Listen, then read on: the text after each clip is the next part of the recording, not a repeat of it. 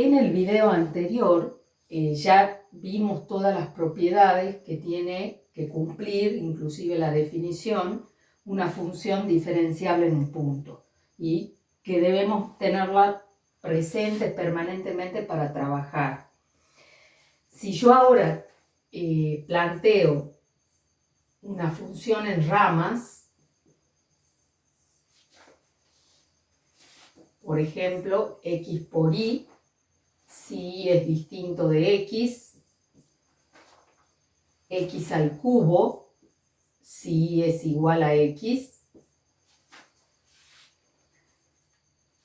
y pienso en trabajar en el 1,3, por ejemplo. Como siempre, lo primero que hago en las funciones en ramas, antes de empezar nada, es dibujar el campo escalar, es decir, la distribución de las ramas en el dominio de la función. Acá tenemos la primera bisectriz como una zona de definición, se define como x al cubo la función o se calcula de esa manera, y en el resto del plano como x por y, que es esta rama. Nosotros queremos estudiar la diferenciabilidad en el 1,3. El 1,3 no está en la primera bisectriz porque no cumple que sus coordenadas sean iguales. Así que la función se va a calcular en 1,3 como x por y. Pero es más que eso el 1,3. Si vemos dónde está ubicado, esto es 1, el 1,1 caería sobre la primera bisectriz. Este punto tengo que subir 2 más hasta llegar a y igual a 3, ¿sí? Ahí está ubicado el punto. Entonces, quiere decir que hay todo un entorno, ¿sí?, de puntos a la vuelta, donde la función se vuelve a calcular como x por y porque queda como punto interior de la zona azul. Entonces, en ese caso, fíjense que la función, la definición de función diferenciable, habla de una bola con centro en P sub 0. Para puntos de la bola solamente exige esta igualdad con este límite. Quiere decir que yo puedo olvidarme del resto de la función y enfocarme nada más que en esa bola. Eso es lo que se llama un concepto local. Tanto la continuidad como las derivadas parciales, como la diferenciabilidad, incluso las direccionales, son conceptos locales. Me interesa qué le pasa a la función en un entorno, en un disco, en una bola con centro en ese punto y nada más. Y lo que observo es que para todo xy de una bola con centro en P sub 1 y radio 1, f de xy es la expresión x por y. Y entonces, el comportamiento de x por y es lo único que me va a interesar para el punto 1.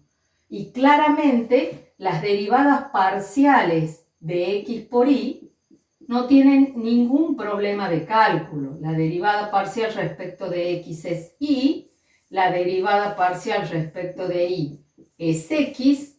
Entonces quiere decir que cerca de este punto las funciones derivadas parciales van a ser estas para todo xy de esa bola. Y entonces lo único que tengo que hacer es estudiar la continuidad de esas funciones en P sub 1, ya que he pasado la primera parte de la condición suficiente para que la función sea diferenciable. Estudiar la continuidad de este par de funciones es muy sencillo. La única función que tengo que utilizar es la identidad, es decir, la g de u igual a u. continua en 1 y en 3, y entonces las derivadas parciales, que ya coinciden con ella nada más que en dos variables,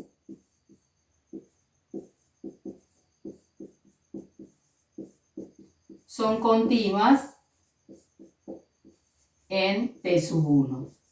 Ahí he utilizado el teorema 1 de las propiedades locales de las funciones continuas, ¿sí?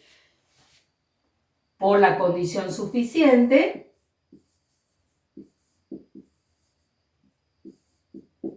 para la diferenciabilidad de una función,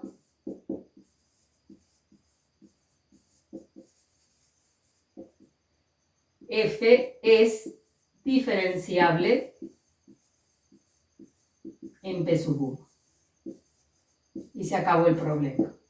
Fíjense que eso lo puedo ver para cualquier punto que se encuentre fuera de la primera bisectriz.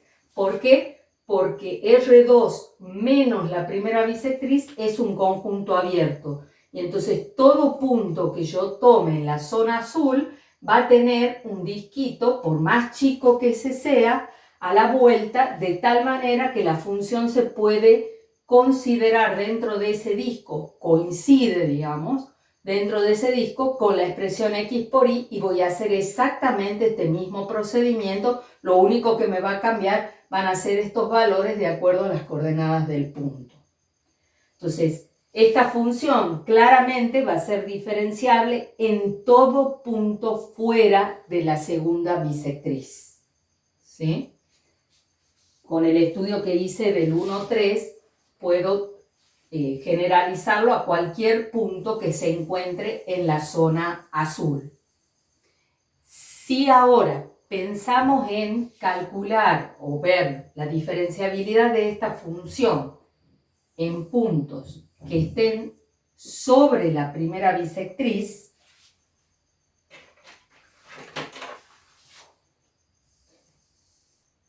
ya ahora no tenemos la misma suerte que con los puntos que estén en la zona azul, es decir, fuera. ¿Por qué? Porque la primera bisectriz no es un conjunto con interior no vacío. Todos los puntos de la primera bisectriz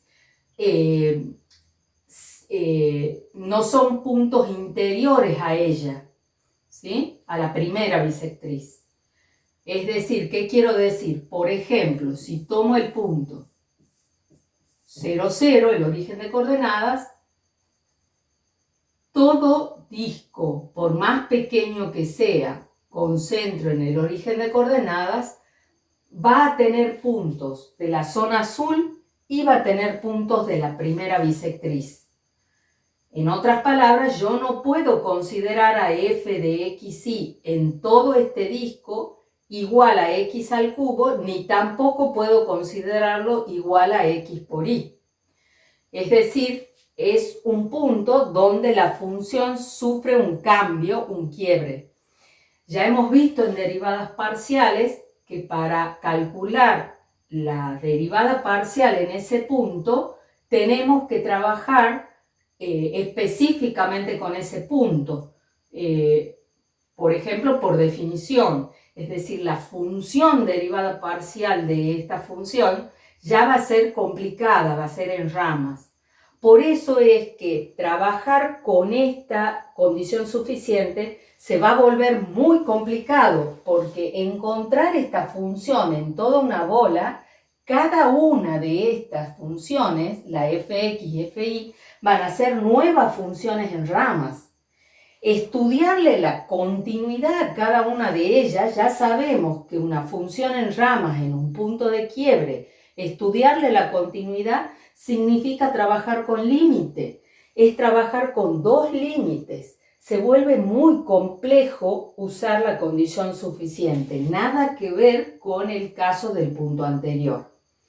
Entonces, entro directamente a trabajar con el segundo método que ataca directamente el problema. El segundo método es un método seguro que al final me dice si es o no diferenciable la función, ¿sí? No como la condición suficiente. Entonces, ¿qué comienzo haciendo? El primer paso del segundo método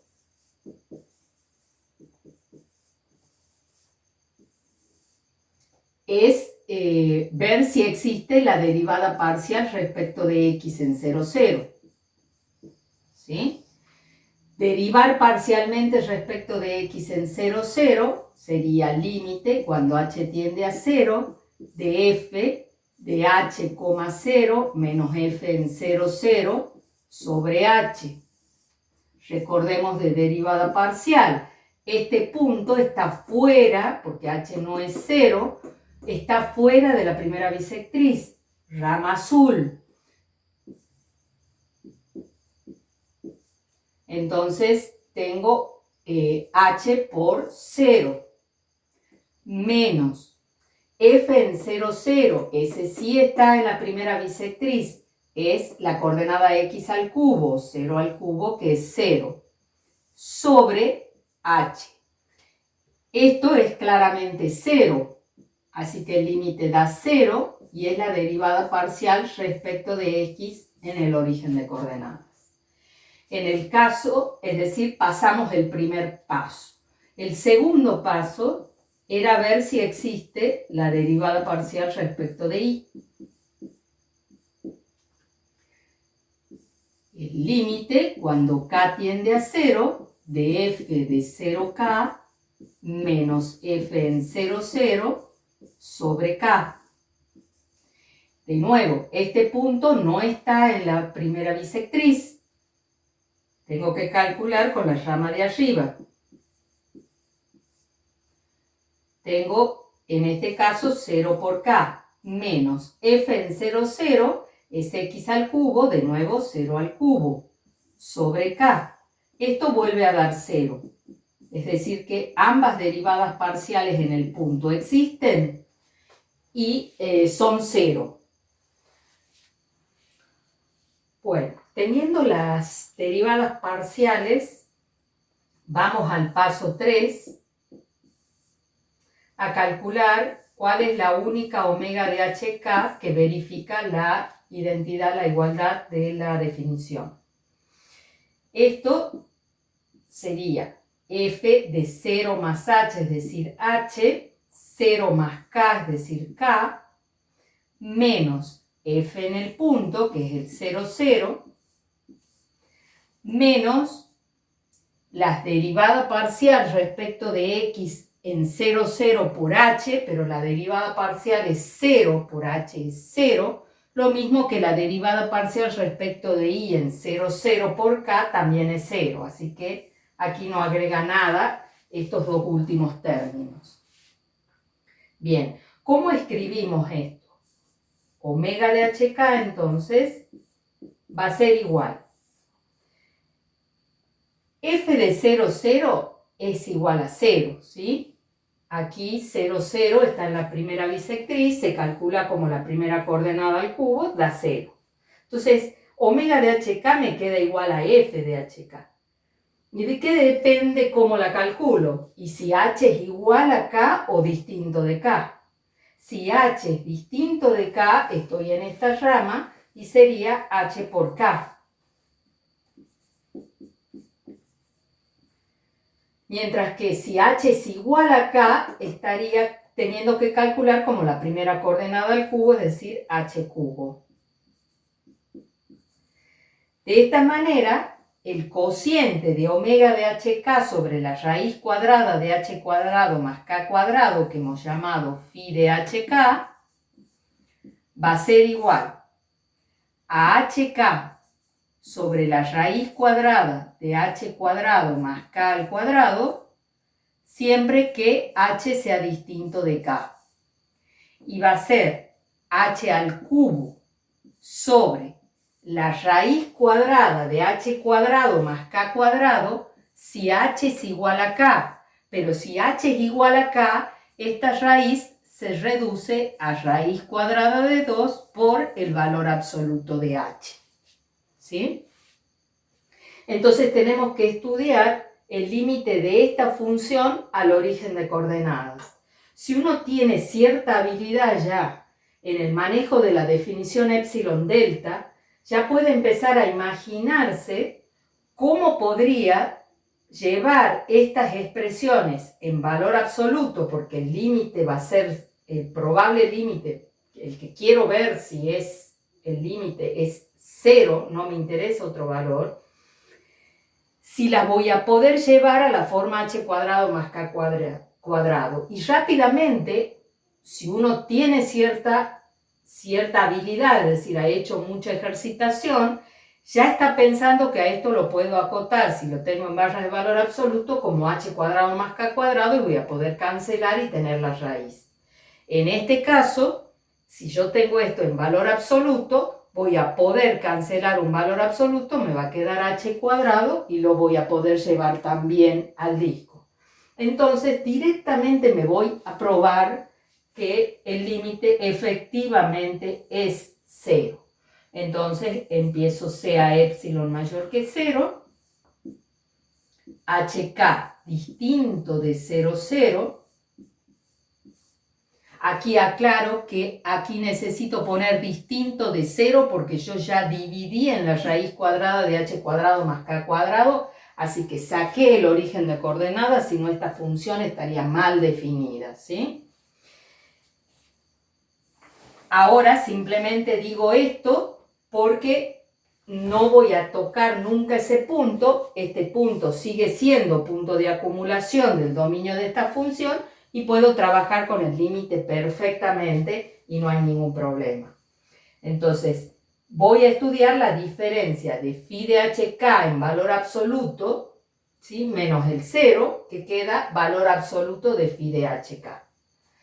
Si h es distinto de k, entonces el valor absoluto de phi de hk menos el posible límite que es 0, es decir, valor absoluto de esto, es igual a valor absoluto de h por k sobre la raíz cuadrada de h cuadrado más k cuadrado. Ya apliqué propiedad de cociente de valores absolutos y esto es positivo. Esto sabemos por desigualdades probadas en el práctico 0, que es menor o igual que h cuadrado más k cuadrado sobre la raíz cuadrada de h cuadrado más k cuadrado.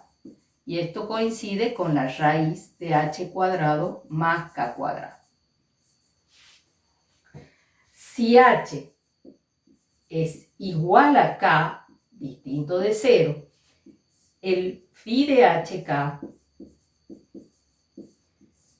en valor absoluto se calcula con esta expresión. Entonces es el valor absoluto de h al cubo sobre raíz de 2 por valor absoluto de h.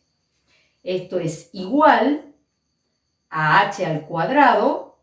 Valor absoluto de h al cubo es igual a valor absoluto de h por h cuadrado.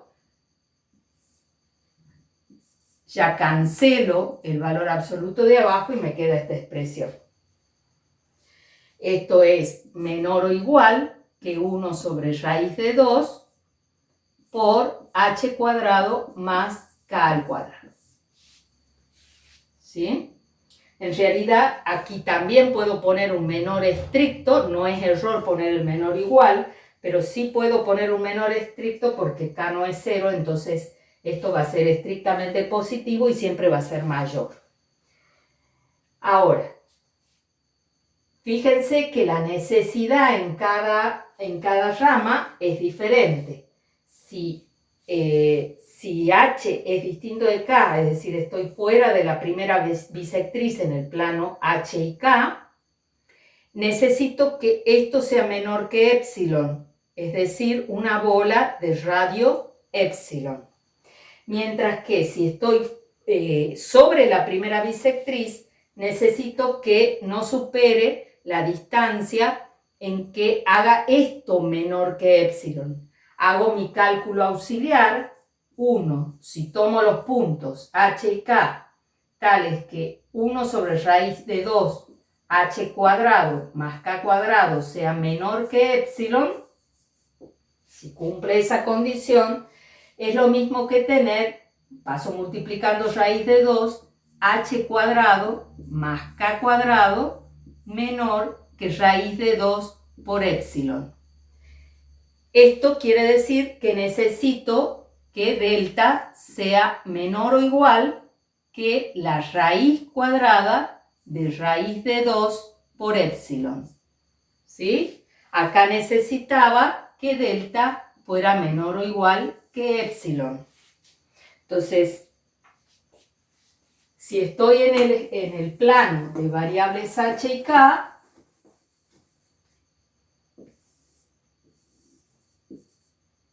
estoy estudiando el límite de esta función que está definida en todo el plano, menos en el origen, pero que trabaja distinto con la primera bisectriz que el resto del plano. Fíjense que es una distribución muy parecida a la de la función original. Necesito que si estoy sobre la primera bisectriz se dé esta distancia o menor y en el resto otra. Bueno, ¿cómo hacíamos en ese caso cuando trabajábamos con la definición epsilon delta? Para todo epsilon mayor que 0 existe delta igual al mínimo, al valor menor, entre los dos valores dados que son epsilon y la raíz cuadrada. Aquí la puedo poner, si les gusta más, raíz cuarta de 2 por la raíz cuadrada de epsilon. ¿Sí? Que no las puedo comparar fácilmente, porque si yo tuviese acá un epsilon y acá un epsilon sobre 2, claramente epsilon sobre 2 es el menor y no necesito escribir todo esto. En cambio, estas cantidades no son directamente comparables para cualquier epsilon, ¿sí?